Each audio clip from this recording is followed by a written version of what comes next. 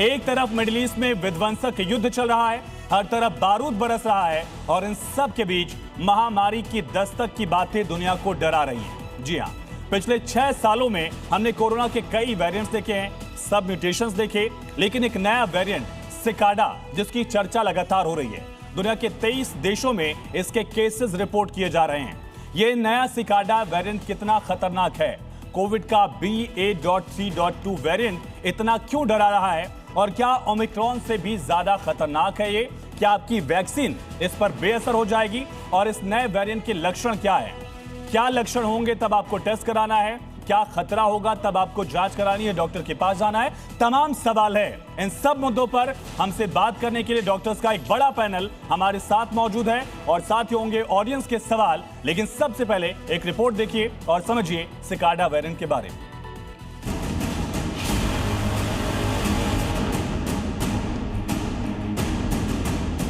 महायुद्ध के बीच महामारी ने दस्तक दी है। दक्षिण अफ्रीका से अमेरिका तक हाहाकार मचा है, क्योंकि कोरोना का नया वेरिएंट बेहद खतरनाक है। यह वेरिएंट धीरे धीरे आपके शरीर की इम्यूनिटी को खत्म करता है और फिर अचानक अटैक करता है, जिससे संभलना मुश्किल है। अमेरिका के कैलिफोर्निया में वैज्ञानिकों को जांच के दौरान कोरोना का एक नया रूप मिला, BA.3.2, और नाम दिया गया सिकाडा। BA.3.2 असल में ओमिक्रॉन फैमिली का ही एक हिस्सा है। ये वेरिएंट काफी अलग है। ये BA.3 सीरीज का एक पुराना रूप है जो 2022 के बाद से गायब सा हो गया था।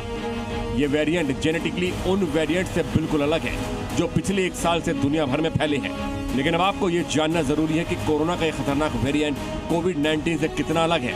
BA.3.2 सिकाडा पूरी तरीके से नया वायरस नहीं है। कोविड-19 SARS-CoV-2 का ही बदला हुआ रूप है। स्पाइस प्रोटीन में 70 से 75 म्यूटेशन मिले हैं। आपको बता दें कि सिकाडा एक तरह का कीड़ा होता है जो सालों तक जमीन के अंदर रहने के बाद अचानक बाहर निकलता है, बिल्कुल वैसे ही जैसे कोरोना का यह नया वेरिएंट धीरे धीरे अटैक करता है। इतना ही नहीं, ये वेरिएंट अलग अलग देशों में अपना असर दिखा रहा है, जिससे दुनिया खौफ में है।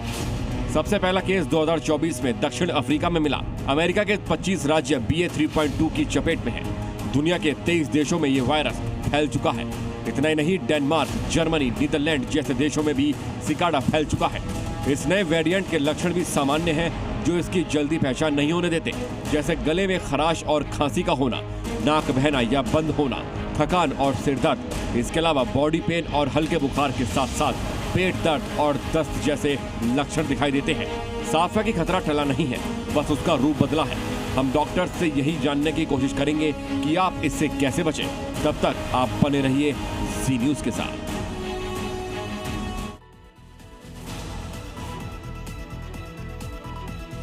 तो कई सारे सवाल आपके जहन में भी होंगे और उन सवालों का जवाब हमारे साथ जो डॉक्टर्स मौजूद हैं वो देंगे और आपको बताएंगे कि सिकाडा खतरनाक है या फिर ये शुरुआती लक्षण महज भर है। डॉक्टर मनोज कुमार हमारे साथ हैं, डॉक्टर कनिका तिवारी हमारे साथ हैं और साथ ही डॉक्टर राजीव रंजन जी, डॉक्टर सुधीर गुप्ता, आप सभी का बहुत स्वागत है। पहला सवाल डॉक्टर मनोज मेरा आपसे ही है, सर सिकाडा से डरना है या नहीं डरना है?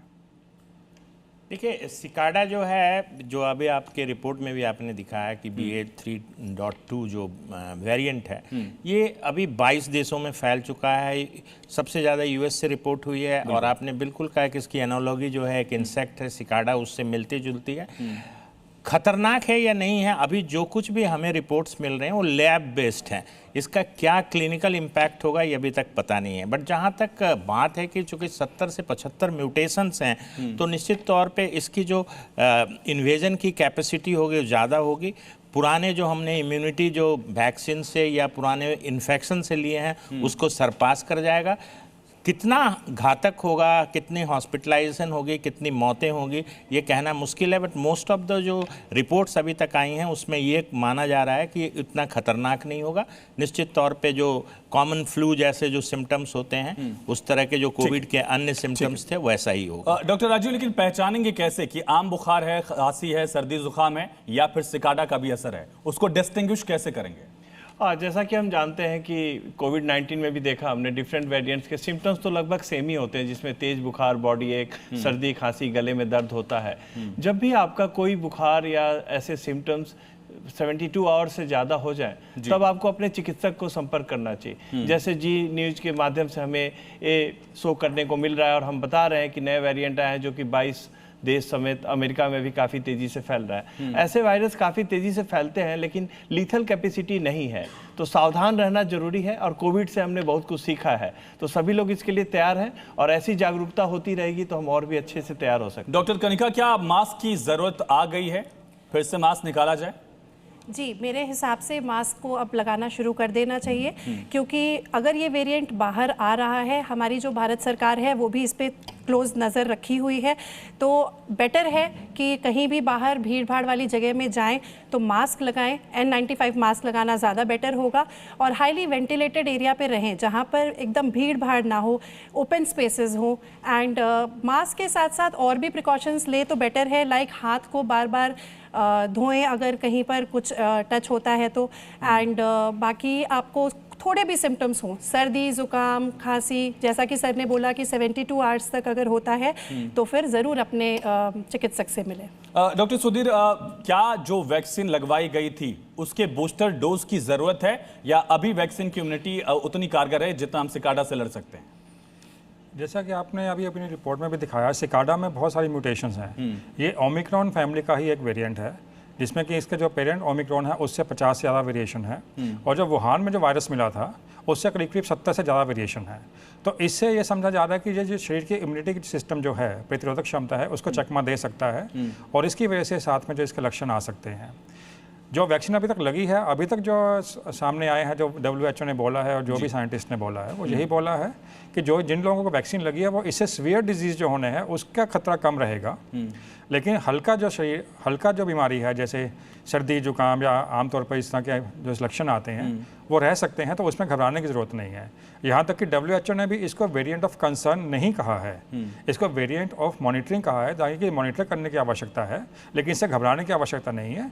ये साधारण सर्दी जुकाम की तरह ही है और अभी बूस्टर डोज की फिलहाल इसके ऊपर स्टडीज़ की जा रही है कि बूस्टर डोज की आवश्यकता पड़ेगी या नहीं पड़ेगी, लेकिन इतना जरूर कहा जा रहा है कि जिन लोगों को वैक्सीन लग चुकी है वो इसकी वजह से होने वाली सीवियर डिजीज से बच जाएंगे।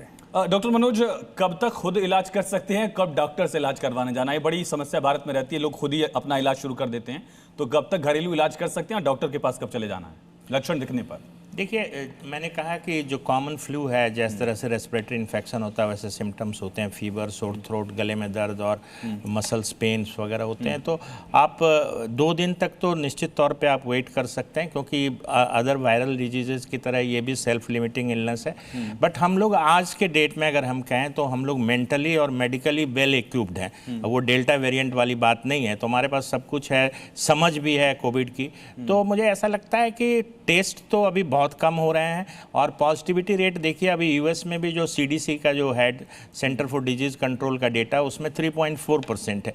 जब ये 5% से ऊपर होता है तब इनको हम मानते हैं कि कंसर्न है। तो मुझे अभी लगता है कि 48 आवर्स तो आप आराम से वेट करें। अगर ज़्यादा सीवियर सिम्टम्स है, फीवर हाई ग्रेड का हो रहा है, तो फिजिशियन से कंसल्ट करने की जरूरत है। राजीव जी, बच्चों को किस बात का खास ख्याल रखना होगा, उनके पेरेंट्स को किस बात का ख्याल रखना होगा?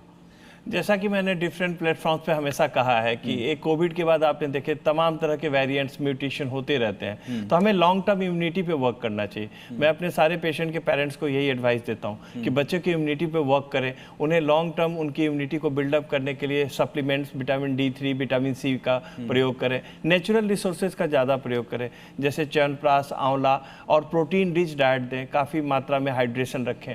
मुझे लगता है कि ये वायरस आते रहेंगे, लेकिन अगर हम समुचित ध्यान रखें और लॉन्ग टर्म प्रोसेस पे ध्यान दें तो हमारी क्षमता इतनी होगी कि हम किसी भी तरह के वायरस से लड़ सकते हैं। डॉक्टर सुधीर, सबसे बड़ी दिक्कत या चुनौती या डर कह लें उन लोगों के लिए होती है जो ऑलरेडी बीमार हैं किसी गंभीर बीमारी से, उनको क्या खास ख्याल रखना होगा, उनको क्या आप सलाह देना चाहेंगे?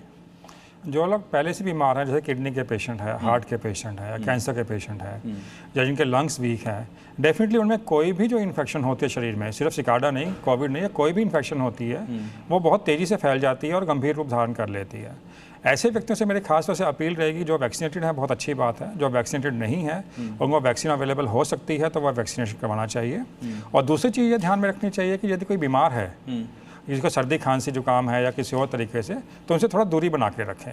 ये केवल मरीज के लिए नहीं बल्कि जो उनसे मिलने आ रहा है उसको भी ध्यान रखना है कि अगर वो बीमार है तो अपने इन लोगों से ना मिलें, ताकि अगर मिलना ही बहुत ज़रूरी है तो थोड़ा डिस्टेंस बना के रखें, थोड़ा सामाजिक दूरी बना के रखें, ताकि उनके इन्फेक्शन फैलने का चांसेस कम से कम हो जाए। ठीक है डॉक्टर कनिका, मेरा सवाल आपसे, हम एयरबॉर्न मान के चलें, यानी कि क्लोज स्पेस में या इस तरह की जहाँ जगह कम है वहाँ थोड़ा सा और ज़्यादा सावधानी बरतनी होगी पब्लिक ट्रांसपोर्ट का अगर हम यूज़ करें तो?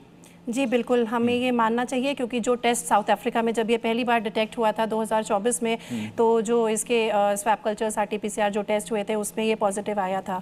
तो बिल्कुल हमें ये मान के चलना चाहिए। एंड जैसा सर कह रहे थे, जो लोग थोड़े से ज़्यादा प्रोन हैं, जिनकी इम्यूनिटी कभी भी वीक हो सकती है, उन लोगों को ज़्यादा एहतियात बरतने की ज़रूरत है। लाइक मैं गर्भवती महिलाओं के लिए भी ये बोलूँगी कि जहाँ पर भीड़ भाड़ वाली जगह है बिल्कुल ना जाएँ, अभी कुछ टाइम के लिए इसको अवॉइड करें जब तक कि हमें प्रॉपर गाइडलाइन सरकार की तरफ से नहीं आती। एंड जैसा मैंने पहले बताया कि बाकी प्रिकॉशंस भी लेने की ज़रूरत है, लाइक मास्क लगा करके रखें। एंड कभी अगर ज़्यादा दिक्कत हो, लाइक 48 आवर्स हो गए, 72 आवर्स हो गए एंड आपका सिम्टम नहीं जा रहा, सिकाडा के लिए जो मेन सिम्टम अभी आजकल आ रहा है वो है सीवियर थ्रोट पेन, मतलब कि एक शार्प स्टैबिंग पेन थ्रोट में।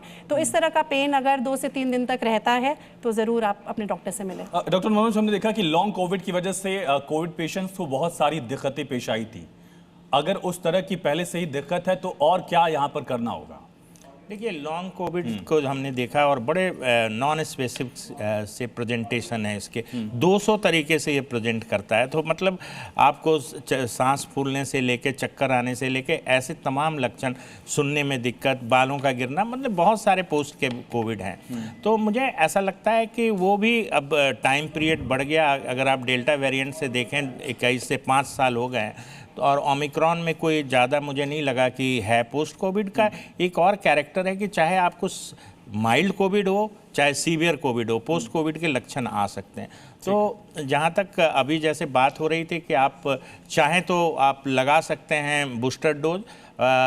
अमेरिका में जो अभी उन्होंने रिकमेंड किया है बूस्टर डोज के लिए, बट मुझे अभी लगता है कि जो प्रिवेंशन के लिए हम लोग जो पहले 3 चीज़ें यूज़ कर रहे थे, मास्क, सोशल डिस्टेंसिंग और हैंड हाइजीन, अभी वो करने का वक्त है। तो पूरी तस्वीर हमने समझ ली है कि आखिर सिकाडा का असर कितना हो सकता है, 23 देशों में इसका असर कितना है, और भी कई सारे सवाल डॉक्टर से हम लेंगे। लेकिन ऑडियंस के मन में, हमारे जो दर्शक हमारे साथ मौजूद हैं, उनके जहन में क्या सवाल इस नए वेरिएंट को लेकर हैं? कौन सवाल पूछना चाहेगा? जी बताइए। नमस्कार सर, मेरा नाम है अर्पिता सिंह। मेरा आपसे सवाल ये है, आपने कहा इतना ज़्यादा बड़ा भी नहीं, लीनियंसी के साथ इसको हैंडल करना है, तो इतना बड़ा है कि हम लॉकडाउन एक्सपेक्ट कर सकते हैं? देखिए, लॉकडाउन तो अब शायद नहीं हो, क्योंकि अभी जो it is too early to say, बहुत जल्दी है अभी कुछ कहना, क्योंकि हमें ये सामने आया नहीं है और कितना सीवियर होगा। बट जो भी रिपोर्ट्स अभी तक आई है, लैब पे बेस्ड है, ये जो भी है, उससे लगता है कि ये जानलेवा नहीं होगा और इंसिडेंस ऑफ हॉस्पिटलाइजेशंस भी कम होंगे, तो लॉकडाउन की संभावना कम है। डॉक्टर कनिका, मेरा एक सवाल आपसे, वेस्ट वाटर सर्विलांस में भी इसके कुछ ट्रेसेस पाए गए हैं, ये खतरनाक है या अभी शुरुआती जानकारी ही है? ये शुरुआती जानकारी ही है, और जितनी भी स्टडीज़ हुई हैं अभी तक, जितने रिसर्च हुए हैं, उसमें ये सामने आया है। हो सकता है पहले के जो कोविड वैक्सीनेशंस हुए हैं उसकी वजह से ऐसा हो, लेकिन सीवियरिटी इतनी अभी आई नहीं है, तो इसको हम बिल्कुल खतरनाक अभी नहीं बोल सकते, लेकिन शुरुआती दौर पर है, इसीलिए हमें प्रिकॉशन बरतना चाहिए। किसी का सवाल बच्चों से जुड़ा हुआ या बुजुर्गों से जुड़ा हुआ? जी सर। एक चीज़ की बड़ी आशंका हो रही है, सब जगह अफवाह उड़ रही है कि पहले जो जो इंजेक्शन लगे थे कोरोना के, उसका भी इफेक्ट हो रहा है। क्या इसका होगा? लोगों के हार्ट वगैरह में प्रॉब्लम हो रही है। एक सवाल और ले लेते हैं। हाँ सर, अभी आपने बोला जो वैक्सीन ले लिया उनके लिए उतना प्रॉब्लम नहीं है, और जो लोग बहुत लोग नहीं लिए, मैं भी नहीं लिया हूँ, तो क्या मुझे डरने का ज़रूरत है या फिर उसके लिए क्या करना होगा? देखिए, अभी तक जो साइंटिफिक डेटा है, वैक्सीन हॉस्पिटलाइजेशन और सीवियर डिजीज को प्रिवेंट करती है, इसमें कोई शंका नहीं है, और हमें एविडेंस बेस्ड मेडिसिन पे विश्वास रखना चाहिए। तो जितने भी रिपोर्ट्स आई हैं वैक्सीन के लिए, वो पॉजिटिव हैं। एक्सेप्ट कुछ रेयर से कॉम्प्लिकेशन टीटीपी हुए थे एस्ट्राजेनिका वैक्सीन के साथ, बट मुझे जो भी डेटा अभी तक अवेलेबल है लिटरेचर में, उस हिसाब से अगर आप वैक्सीनेटेड हैं तो आपको हॉस्पिटलाइजेशन और सीवियर कोविड की संभावना। जो दूसरा सवाल था कनिका जी कि जिन लोगों ने वैक्सीन ली ही नहीं थी पूरी वेव में या अब तक, वो लोग अब क्या करें? जी बिल्कुल वैक्सीन लेना चाहिए, क्योंकि सिकाडा के बारे में ये खबर सामने आई है, जैसा सर ने पहले भी कहा था कि 70-75 म्यूटेशंस है, हाईली म्यूटेटेड डिजीज़ है ये। तो अगर बार बार म्यूटेशंस होंगे तो इसके वेरिएंट्स बार बार बनते रहेंगे, फॉर्म्स बार बार बनते रहेंगे। तो जो पहले की वैक्सीनेशन है वो कहीं ना कहीं किसी फॉर्म में हमें हेल्प करेगी, और शायद सीवियरिटी इसी वजह से नहीं है, तो बिल्कुल लेना चाहिए। बूस्टर डोज की जरूरत भी है सुधीर जी, ऐसा माना जाए, या अभी वो स्तर नहीं है? बूस्टर डोज को लेकर अभी तक कोई गाइडलाइंस ऐसी नहीं आई है। ये वेरिएंट अभी भी स्टडी में है, और इस स्टडी का जब पूरी हो जाएगी या इसका कुछ ऐसा कुछ आएगा कि हाँ इसके सीवियर डिजीज़ हो सकती है, कुछ वैक्सीनेशन की चेंजेस हो सकते हैं उसमें इम्यूनिटी में या उसके वायरस के लिए, तो ही बूस्टर डोज की जरूरत पड़ेगी। लेकिन अभी फिलहाल बूस्टर डोज को लेकर कोई गाइडलाइंस, स्ट्रिक्ट गाइडलाइंस अवेलेबल नहीं। चलिए जी, कुछ और सवाल ले लेते हैं। हाँ बताइए। नमस्कार सर, मेरा नाम आदित्य शंकर मिश्रा है। सर, अभी भारत में भले सिकाडा नहीं आया है, लेकिन हमें प्रिकॉशनरी अप्रोच रखनी चाहिए। तो क्या डॉक्टर्स की टीम ने या सरकार ने कोई स्ट्रैटेजिक प्लान बनाया है, पहला? और दूसरा, क्या हमारे पास कोई real time public integrated plan या डैशबोर्ड है जिससे हमें पता चल सके कितनी डिस्ट्रिक्ट में कौन सी वैक्सीनेशन फैसिलिटीज़ है, हॉस्पिटलाइजेशन प्रोसेस है, क्या है? तो अगर आप बता सकें।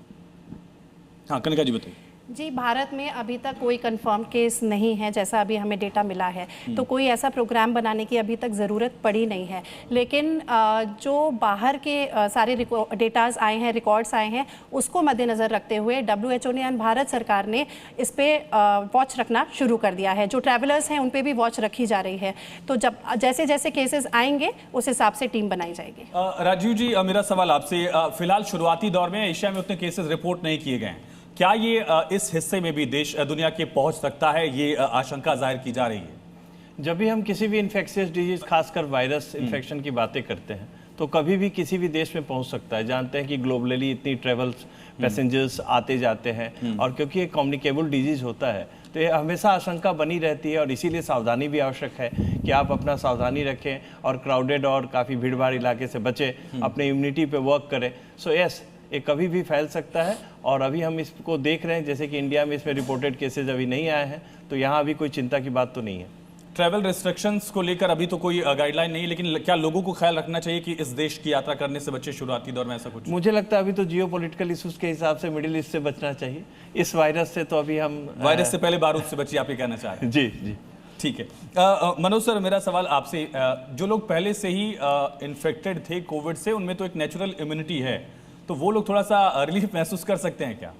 जी डेफिनेटली। देखिए, जो आइदर वैक्सीन इंड्यूस्ड इम्यूनिटी हो या नेचुरल इन्फेक्शन से इम्यूनिटी हो, कहते हैं कि नेचुरल इन्फेक्शन से इम्यूनिटी जो होती है लॉन्ग लास्टिंग होती है, खास करके सेल मीडिएटेड इम्यूनिटी जो है वो आपको लंबे समय तक प्रोटेक्ट करती है फर्दर इन्फेक्शन से। तो निश्चित तौर पे जो प्रायर इन्फेक्शन जिनको हुआ है, जिन्होंने वैक्सीन ले रखी है, उनको चांसेस हैं कि माइल्ड डिजीज़ होगा। देखिए, डिजीज़ तो होगा क्योंकि ये इम्यूनिटी को इवेड करेगी, जो है म्यूटेशंस की वजह से 70-75 म्यूटेंट्स हैं। अगर आप ओमिक्रॉन से कंपेयर करें तो करीब करीब दुगना ज़्यादा है, उसमें 30-40 म्यूटेशंस थे। तो मुझे लगता है कि इन्फेक्शंस होगा उनको भी, बट माइल्ड होगा। ठीक है कनिका जी, लेकिन सबसे बड़ा सवाल वही हो जाता है कि डिस्टिंग्विश कैसे करना है कि मौसम भी उस तरह का लगातार हम देख रहे हैं, कभी बारिश हो जा रही है, कभी अचानक से मौसम बदल जाता है, तो फ़र्क कैसे करेंगे कि ये फ्लू है या फिर सिकाडा आ गया है? जी, फ़र्क करने से पहले हमें प्रिकॉशन बरतने होंगे, क्योंकि हमें पता है कहीं ना कहीं ये डिज़ीज़ बाहर है तो भारत में आ सकती है। तो precaution is better than cure. पहले आप प्रिकॉशनरी स्टेप्स ले सारे, जैसा हमने डिस्कस किया था। सेकेंडरी, इसके जो मेन सिम्टम्स, जैसे मैंने बताया, सीवियर स्टैबिंग, थ्रोट पेन होगा, और इसके साथ साथ रनिंग नोज़, जो नॉर्मल कोविड के सिम्टम्स थे, फीवर, हेडेक, बॉडी एक थोड़ा ज़्यादा पाया जा रहा है। Loss of smell and taste थोड़ा सा कम है आजकल इस वायरस में, सिकाडा में, लेकिन पहले लॉस ऑफ स्मेल और टेस्ट पहले आता था, जो हमारे पहले वेरिएंट्स थे। सो फ़र्क करना मेडिकल घर पे थोड़ा सा मुश्किल होगा, प्रिकॉशन पहले हम बरतें, लेकिन हाँ, इनमें से अगर कोई सिम्टम हो तो आपको अपने चिकित्सक से ज़रूर मिलना है। आउटडोर एक्टिविटीज़ जो है वो हमने देखा कि कोविड के समय बहुत ज़्यादा रिस्ट्रिक्टेड हो गई थी। सुधीर सर, क्या उस तरह की एहतियात की ज़रूरत है अभी फ़िलहाल आउटडोर एक्टिविटी जैसे आपने देखा कोविड के समय बहुत रिस्ट्रिक्ट हो गई थी, वो उस समय की बात है। जब हमारे पास कोविड के बारे में कोई समझ नहीं थी, बिल्कुल नया नया आया था, ना ही जनमानस के अंदर इसकी इम्यूनिटी थी। जैसे जैसे हमें समझ में आया, आपने देखा कि उसके बाद लॉकडाउन हटा दिया गया, लेकिन लोगों से सावधानी बरतने की अपील की गई। और वही सावधानी बरतने की अपील मैं आज भी करता हूँ। अभी देखें, ज़्यादातर लोग, कई सारी कंपनियाँ जो अभी भी वर्क फ्रॉम होम कर रही हैं, तो मेरा यही रहेगा कि जहाँ तक पॉसिबल हो वर्क फ्रॉम होम करें, भीड़ में जाने से बचें। और जो हमेशा मैं कहता हूँ अभी तक कि भीड़ ना बने और भीड़ से बचें, ये दोनों ही काम करने होंगे। आउटडोर एक्टिविटीज़ फिलहाल रिस्ट्रिक्ट करने की इतनी आवश्यकता नहीं है, लेकिन सावधानी बरतने में कोई नुकसान नहीं है। और आउटडोर एक्टिविटी में सामाजिक दूरी बनाकर अपना एक्टिविटी करते हैं। राजीव जी, ये हमने देखा सर कि अमेरिका के 50 राज्यों में से लगभग 29 राज्य जो हैं वहाँ इसके केसेस रिपोर्ट किए गए हैं। इसमें फैलने की क्षमता तो है, इम्यूनिटी बाईपास करा या क्या है, इसको लेकर लगातार रिसर्च चल रही है, लेकिन इसका असर तो देखा जा रहा है। देखिए, अगर हम अमेरिका की बात करें तो आज भी अमेरिका ऐसा देश है जहां सबसे ज़्यादा इन्फ्लुएंजा और सबसे ज़्यादा वायरल इन्फेक्शन होते हैं। और ये जो मौसम है, जो फरवरी मार्च का होता है, ये काफ़ी कंड्यूसिव होता है वायरल इन्फेक्शन के लिए। तो जी हाँ, ये वेरिएंट वहाँ लोगों को परेशान करता है, और उनका वैसे भी पीछे का पास्ट रिकॉर्ड इन्फ्लुएंजा और ऐसे वायरस के प्रति काफ़ी ख़राब है रिकॉर्ड्स, इस वजह से वहाँ नंबर्स ज़्यादा है। ओमिक्रॉन से ज़्यादा खतरनाक है कनिका जी? ओमिक्रॉन से कम खतरनाक अभी माना जा रहा है, बिकॉज ओमिक्रॉन वायरस जो था उसमें सीवियर इलनेस के चांसेस ज़्यादा थे, शॉर्टनेस ऑफ ब्रेथ वगैरह, लेकिन अभी माइल्ड केसेस ही सामने आए हैं। तो हम उम्मीद करते हैं कि ये ऐसा ही रहेगा। मॉनिटरिंग अब शुरू हो जानी चाहिए डॉक्टर मनोज जी। मैं ये कहूँगा कि पैनिक होने की तो कोई बात है नहीं, बट इग्नोरेंस भी ये कोरोना के साथ होना एक बहुत बड़ी गलतफहमी होगी। तो मुझे लगता है कि आदमी को सचेत रहना है, बिहेवियर अपने चेंज रखने, कोविड अप्रोप्रिएट बिहेवियर रखना है, और मॉनिटरिंग मुझे लगता है कि गवर्नमेंट को शुरू कर देनी चाहिए फर्स्ट केस रिपोर्ट होने के बाद। ठीक है। डॉक्टर सुधीर, बच्चों को खास ख्याल रखना होगा। आपने बताया कि उनमें इस तरह के अगर लक्षण दिखता है तो फिर टेस्ट कराया जाए। रैपिड टेस्टिंग पर भरोसा भी किया जा सकता है या RT-PCR की तरफ अब जाना होगा? बिल्कुल, रैपिड टेस्टिंग पे भरोसा किया जा सकता है। रैपिड टेस्टिंग उसका एंटीजन डिटेक्ट करती है और ये तुरंत अपना रिजल्ट देती है। ये किसी को चाहे, लेकिन एक बात का ध्यान रखना होगा, ये टेस्ट तभी पॉजिटिव आते हैं जब एक्यूट कंडीशन होती है, यानी कि जैसे कि एक्टिव सिम्टम्स होते हैं। अब 3-4 दिन बाद जब सिम्टम रिजॉल्व कर जाए और हम तब सोचें कि ये टेस्ट करें या ना करें, या पहले ही दिन जैसे दिक्कत हुई उसी समय टेस्ट करना शुरू करें जब वायरल लोड कम होता है, उस समय टेस्ट नेगेटिव आने की संभावना रहती है। PCR डेफिनेटली रैपिड से बेहतर है, लेकिन PCR की अपनी लिमिटेशन है, हर जगह अवेलेबल भी नहीं है, और रैपिड टेस्ट आप घर पर भी कर सकते हैं। डॉक्टर मनोज, इसका नाम जो पड़ा, नोमेनक्लेचर, वो जरा समझाइए दर्शकों को। सिकाडा क्यों पड़ा? कहा जाता है कि सिकाडा एक ऐसा वॉर्म है, जो इंसेक्ट है, वो शुरुआती दौर में छिपा रहता है, एक लंबे टाइम के बाद बाहर आता है। ऐसा तो नहीं कि इसका शुरुआती लक्षण दिखेगा नहीं, शुरुआती दौर में जान पाना मुश्किल है क्या? देखिए, सिकाडा जो है वो एक एनालॉगी आपको कहा, एक इंसेक्ट है ऑर्थ्रोपोड के श्रेणी का। वो पेड़ों के जड़ों में रहता है, और वो मेनली जो है उसके जड़ के रस से अपना ग्रो करता है, और बड़ी लार्ज संख्या में होता है। एक जो मेल होते हैं इसमें, जो इंसेक्ट्स, वो 100 डेसिबल तक का साउंड्स पैदा करते हैं। तो ये इसका कहना, जो एनालॉगी ये है कि ये 1 साल, 2 साल, 3 साल अंदर रहता है, कभी कभी 17 साल का भी है। तो वो अंदर रहता है, फिर सडनली बाहर आता है। तो 2022 में पहली बार शायद रिपोर्ट किया गया, फिर 2024 में केसेस रिपोर्ट फिर 25 नवंबर में 1 साल का गैप रहा। तो इसी एनालॉगी को देखते हुए कि ये पीरियोडिकल है, और जो मेनली है इस इंसेक्ट्स को बर्ड्स और सब लोग खाते भी हैं, तो ये कार्निवोरस पक्षियों के लिए भी एक भोजन है। हमको लगता है कि इसी तरीके से वायरस भी खत्म हो जाएगा। कनिका जी, क्या ये चुनौती बढ़ाने वाला? एक तरफ हम देख रहे हैं जियो पॉलिटिकल टेंशन की वजह से ऑलरेडी बहुत सारे चैलेंजेस हैं हम लोगों के सामने। जी, चुनौती पे तो अभी मैं कमेंट नहीं कर सकती, बट मेरे हिसाब से ये माइल्ड शायद रहे, क्योंकि हमने पहले कोविड वैक्सीनेशंस लिए हुए हैं, एंड दूसरा ये अभी तक के जो वेरिएंट्स आए हैं वो माइल्ड रहे हैं। सिकाडा की एक बात है जो सर अभी कह रहे थे, मैं एक ऐड करना चाहूँगी कि साउथ अफ्रीका में जब ये आया था 2024 में, उसके बाद ये वायरस गायब हो गया था। उसके बाद ये डिटेक्ट हुआ 2025 में US में। तो ये जो बीच में डॉर्मेंट हो जाता है वायरस की, आता ही नहीं है, तो वो थोड़ा हमें इसको डिटेक्ट करने में प्रॉब्लम हो सकती है, क्योंकि बीच में ये गायब हो जाएगा, तो फिर टेस्टिंग भी उसी हिसाब से हमारी कम हो सकती है। इसीलिए फिर मैं दोबारा ये बात कहना चाहूँगी कि प्रिकॉशंस सारे बना करके रखें। डॉक्टर राजीव, जिन लोगों ने शुरुआती दौर में वैक्सीन लगवाई थी, उनके वैक्सीन लगवाए हुए इम्यूनिटी को काफ़ी टाइम हो गया। हम जानते हैं कि जो इम्यूनिटी नेचुरल है या फिर वैक्सीन से, वो धीरे धीरे फेड ऑफ होती है। वो कितना टाइम पीरियड है सर? अगर देखें कि कोविड की जो लास्ट वैक्सीनेशन राइस हुई थी, उसको काफ़ी समय हो गए, तो इस समय तक तो किसी की भी प्रतिरोधक क्षमता नहीं रहती है। और जहाँ तक मैं पेडियाट्रिशियन हूँ तो बच्चे की बात करूँगा तो बच्चों के लिए वैक्सीन बिल्कुल ही रिकमेंडेड नहीं थी 14 साल के नीचे। तो मैं रिक्वेस्ट करूँगा कि इन्फ्लुएंजा वैक्सीन जरूर लें बच्चों को, जो कि कहीं ना कहीं प्रतिरोधक क्षमता बढ़ाती। क्या पहले के वेरिएंट से इसे खतरनाक माना जाए डॉक्टर सुधीर? ये सिकाडा जो है ओमिक्रॉन फैमिली का ही एक उसका रूप है। ओमिक्रॉन फैमिली में से ही ये सिकाडा आया है और अपने पेरेंट्स से इसमें करीब 50 से ज़्यादा वेरिएशन है। तो ओमिक्रॉन फैमिली, जैसा कि हम सब जानते हैं कि ओमिक्रॉन जो कोविड था वो माइल्ड था, ये वो जानलेवा नहीं था। इसमें ओमिक्रॉन फैमिली में होने की वजह से इसका जो लक्षण है वो भी माइल्ड रहने की उम्मीद है और इसका सीवियर डिजीज़ होने की संभावना कम है।